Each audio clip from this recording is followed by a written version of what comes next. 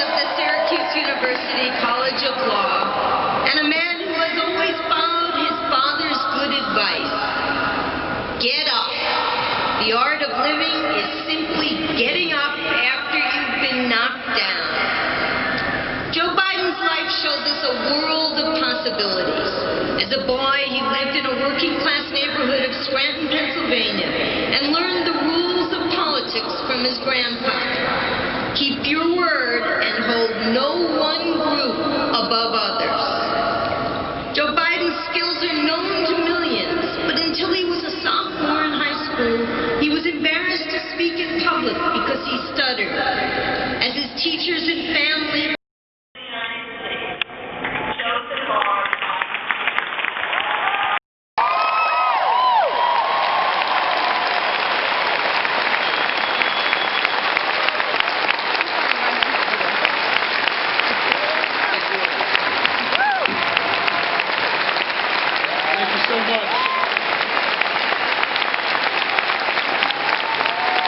Thank you.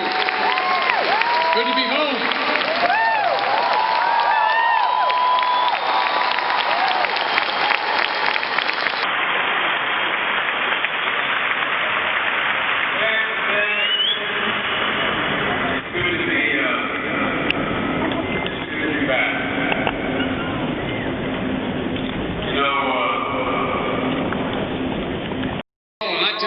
You would have loved me. I never had to be told that play was important. It just came natural to me. It came natural to me all the way through law school.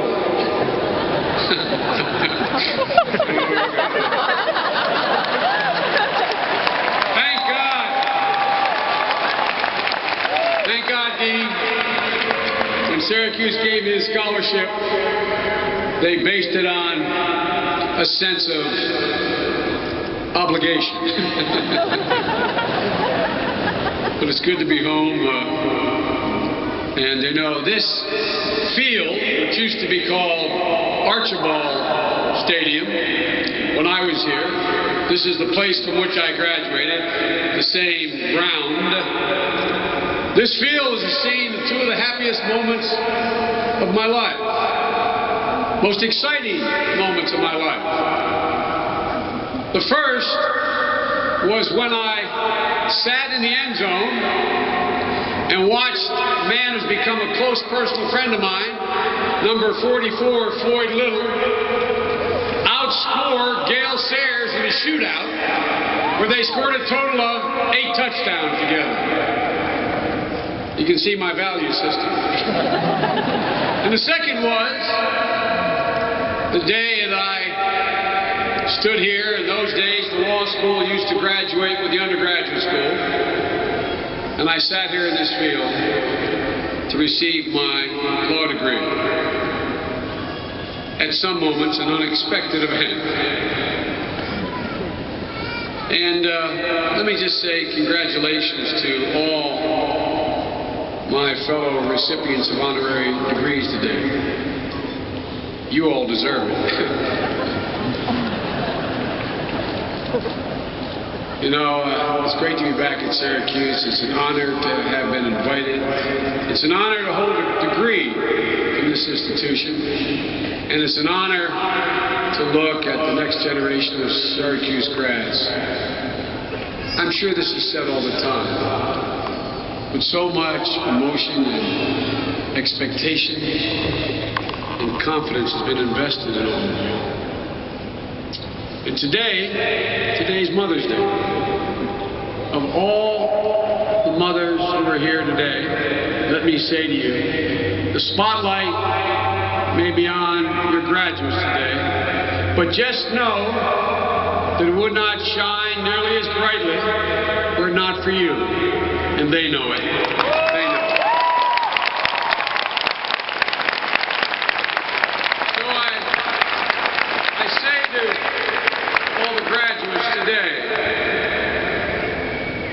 There's a line, a great line I heard. It goes like this: if at first you don't succeed, do it like your mom told you to do. And that goes for you, Jack. Mr. W. Look, that may be the best advice I can give you today.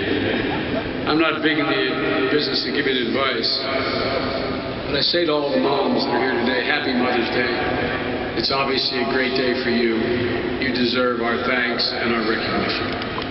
And by the way, if any of you have forgotten, immediately leave here and get flowers. Look, at the turn of the 20th century, William Allen White, a writer, a politician, a national spokesman for the middle-class values, said, and I quote, "I'm not afraid of tomorrow, for I've seen yesterday and I love today." Well, right now, there's a line of thought out there that your generation views today with anxiety and tomorrow with a sense of despair. But as your class speaker pointed out, I know better. You know better. You know that you can control your destiny even in these difficult times. Let me tell you about my yesterday. I too graduated from this great university into an uncertain world. The United States was at war in a faraway place, and unlike today, America's faith in its leadership was perilously low. In January of my senior year, when Americans thought the war in Vietnam may be drawing to a close, the Viet Cong launched what you studied about, the Tet Offensive, in an effort to end the war in one single seismic assault. 2 days into the offensive, a bullet fired in the streets of Saigon by a Vietnam police chief went into the skull of a handcuffed Viet Cong soldier. As a photographer captured the mayhem, that one bullet not only pierced that soldier's skull, but pierced America's consciousness as well. That one photograph taken by Eddie Adams brought home to everyone of my generation and my parents' generation that despite the promises we've been hearing, there really was no end in sight. There was no light at the end of the tunnel. That one image contained within its four corners the terror of the times. Peaceful anti-war demonstrations turned violent in America. The chancellor's office on this campus was occupied, and the violence in Vietnam exploded, nearly doubling to over 38,000 dead. The number of our classmates we lost in 1968 in combat deaths. Then in March, President Lyndon B. Johnson, a man who coveted the presidency's entire career, decided he would not seek re-election to a job that he geared his entire career to attain. And only 4 days later, after the president's stunning announcement, Dr. Martin Luther King was gunned down in Memphis. The cities, including my hometown of Wilmington, Delaware, went up in flames. And a couple months after that, only 3 days after I walked off this field, one of my personal heroes, Robert F. Kennedy, the hope of my generation, was gunned down in a kitchen in Los Angeles after having been declared the winner of the California primary and our likely nominee. 2 fallen American heroes in a matter of weeks, and many more fallen heroes back across the world in Vietnam. The once prevailing hope of better days ahead was gone, shot through with pain and grief of a nation that viewed itself on the brink. And all throughout this great country, a sense of hopelessness and helplessness began to take hold. That was the world I entered when I walked across this stage to receive my law degree. That was the history that up to that point had been written for us, not by us. But in spite of it all, as I walked across across this stage like you, I never doubted for one instant that we could change that history, that we could rewrite the outcome we were careening toward. And we did. 4 short years later, I sat in the cabinet room 5 years later, across from President Ford and Dr. Henry Kissinger, along with my colleagues in the Foreign Relations Committee, demanded that the war end, and it did within a matter of weeks after that. That was 1968, and this is 2009, and now it's your turn. You are graduating into a world of anxiety and uncertainty. You're walking across this stage without knowing exactly what's going to be on the other side. But you know that. Good jobs are hard to find now. 2 wars are being waged on the other side of the globe. A global recession, a planet in peril, a world in flux. Yes, these are the challenges you face, but these are the moments that you have an opportunity to embrace. Throughout the span of history, only a handful of us have been alive at a time when we can actually, not rhetorically, actually shape the course of history. I call these inflection points. Remember from your physics class, your hands are on the steering wheel, the automobile is going straight, and one slight turn sends the car in a direction fundamentally different and initially unalterable than the direction it had been going in. Few people, few generations get to put their hands on a steering wheel at that moment. There's not a single solitary decision confronting us now that doesn't yield change from non-action as well as action. My favorite poet, William Butler Yeats, writing about his Ireland in 1960, wrote a poem after the first rising of the 20th century called Easter Sunday, 1916. In it, there was a line that's more applicable, in my view, to today than it was to his Ireland in 1916. He said, "The world has changed. It has changed utterly.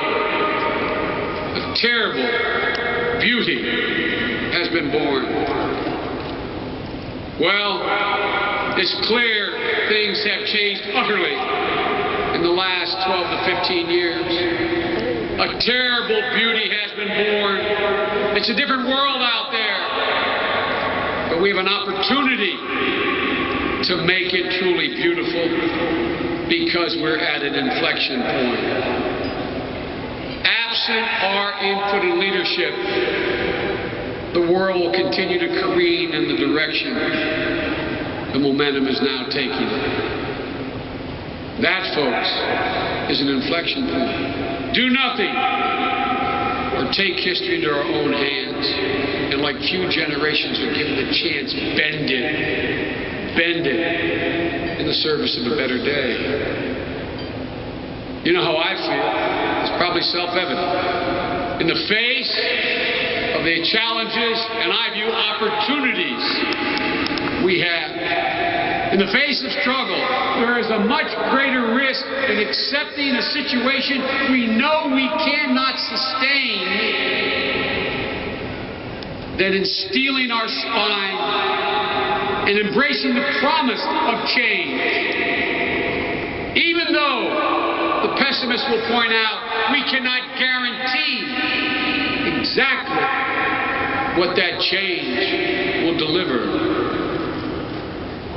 The truth is, individuals don't determine these inflection points. It's the cumulative consequence of changed circumstances of our country and the world that delivers up to these moments. But it is individuals who do determine the outcome of these moments. I've done many commencement speeches, but I can say with absolute certainty without fear of contradiction. Since I've been in public life, there has never been a graduating class that is graduating into a moment where they actually have a chance to make more than incremental change. Ladies and gentlemen, that's where we are. That's why Barack and I ran. That's why I believe so passionately we have a shot that hasn't occurred in the lifetime of anyone in this dome. And now we're here. Imagine what we can do. Imagine a country where within a very short time, 20% of all our energy comes from renewable, clean sources of energy. A country that literally is ready to invest in every child from the time they're 3 years old and guarantee every American who qualifies that they can attend college, notwithstanding their income. Imagine a country where health care is for the first time affordable and available to every American, driving down our costs, opening up opportunities. Imagine a country where our carbon footprint shrinks to virtually nothing. Imagine an America brought together by powerful ideas, not torn apart by petty ideologies. Imagine a country built on innovation and efficiency, not on credit default swaps and complex securities. Ladies and gentlemen, just imagine. Imagine a country that lifts up the windows of opportunities instead of slamming them down, that has occurred over the last 15 years.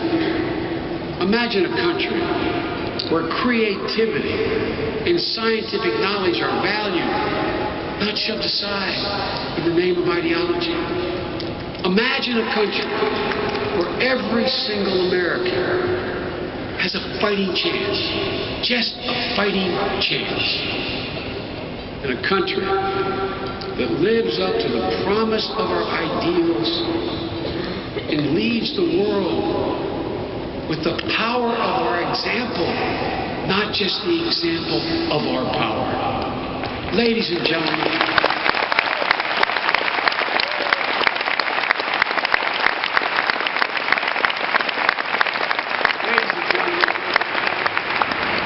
that's why I stayed in this business. That's what you demanded of us in this last election.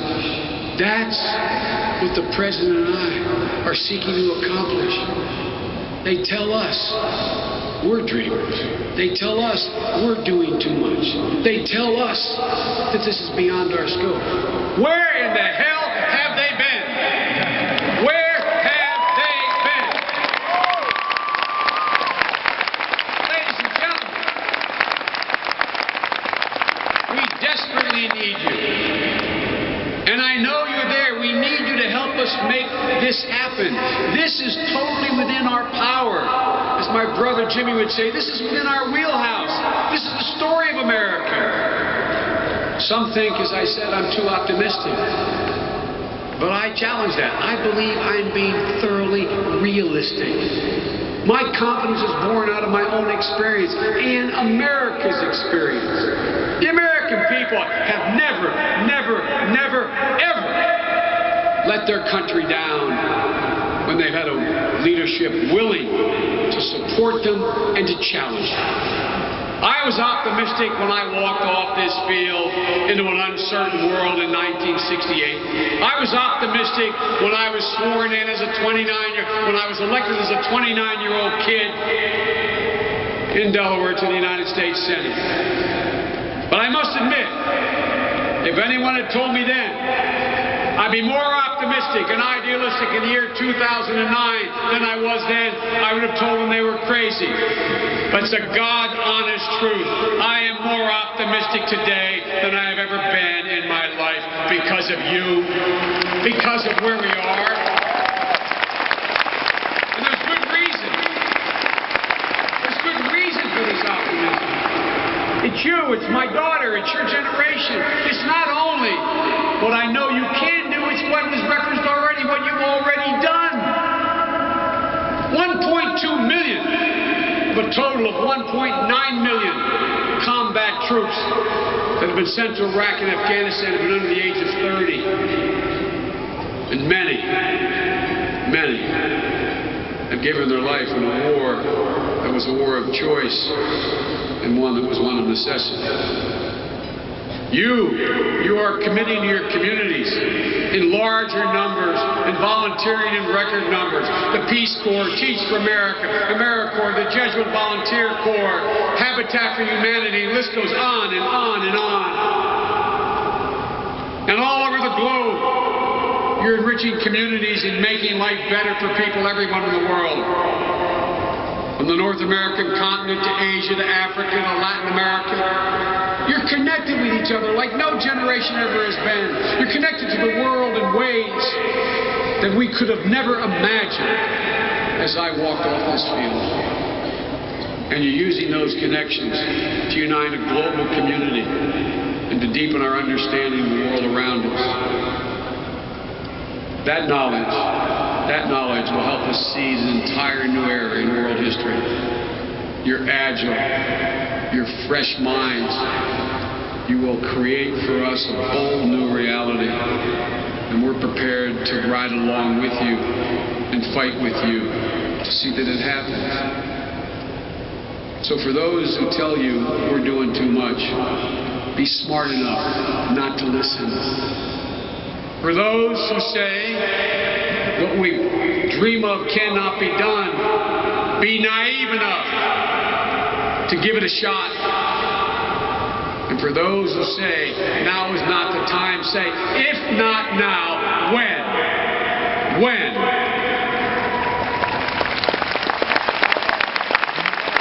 Folks, I'm not giving you the usual malarkey that every one of you are going to change the world, that every one of you are going to become the Nobel laureates and the presidents and the corporate heads and the leaders of great organizations. But I am telling you, the cumulative effect of what you've already demonstrated you have the capacity to do will, I guarantee you, will change the world. Because it cannot sustain itself in the direction it's going now. Just as with every other generation that's found itself at an inflection point in history, it is totally within your power to shape history, to literally bend it. This is not bravado. This has been the history of the journey of America from its inception. This was a journey that was brought home to me, if you excuse, as we used to say in the Senate, excuse a point of personal privilege. It was brought home to me personally 110 days ago, when I went to the same railroad station in Wilmington, Delaware, that had almost been burned to the ground the year I graduated, occupied by National Guard and men with drawn bayonets in a black section of my city. And as I boarded that train 110 days ago, it struck me how far we had traveled just in my lifetime. I was taking a very short journey on that train to our nation's capital to be sworn in as Vice President of the United States of America with the first African-American president in American history. As we rode down that track, that short 123 miles was the most moving experience in my life. Thousands upon thousands of people in my city, which had been burned to the ground, about a fourth of it. Women and men holding up their babies. So close to the track, I feared someone would be hit. With a sense of hope and expectation that was reflected in the fact that we had turned around so drastically, Chief, in that short time.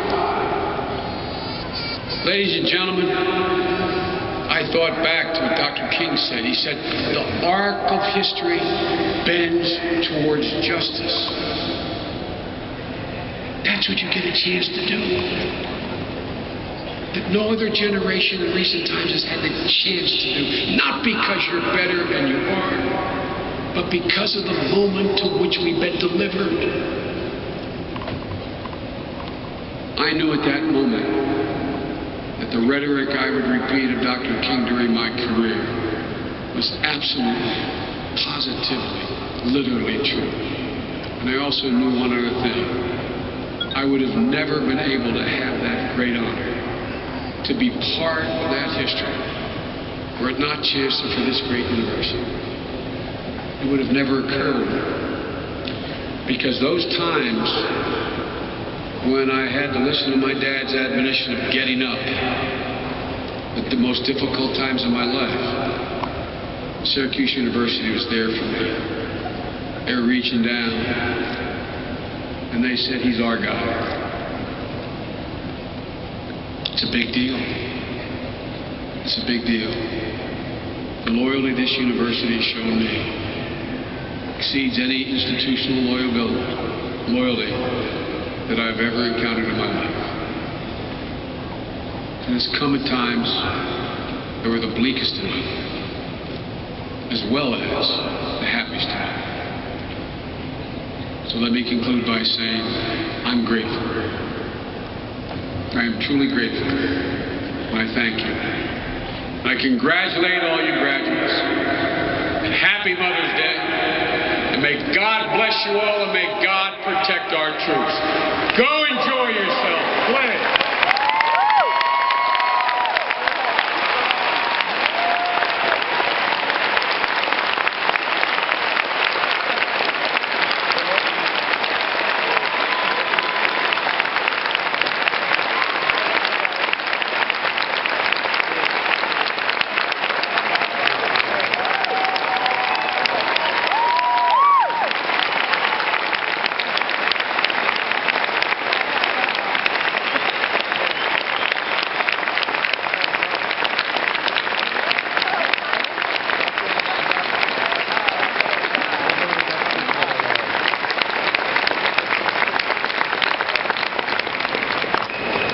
Mr. Vice President, you hung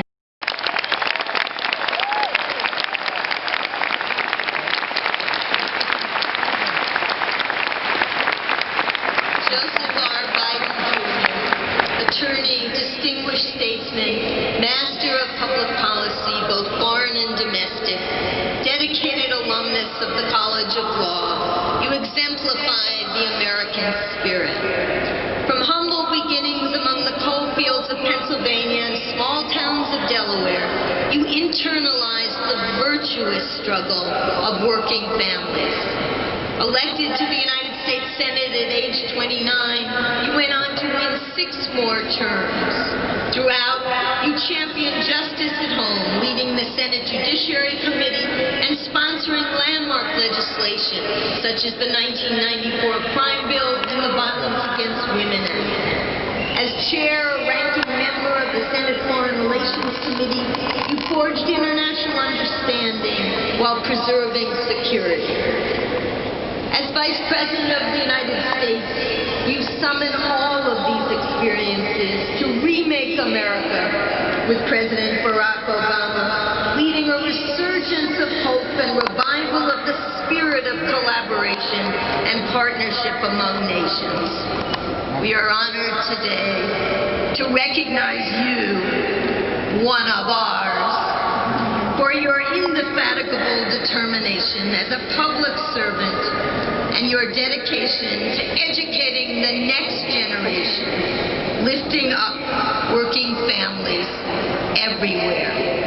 Congratulations.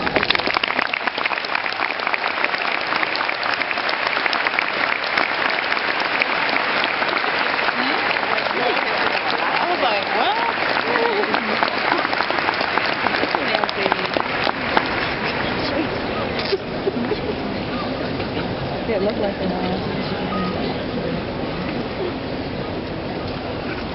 It is now time to confer Dr.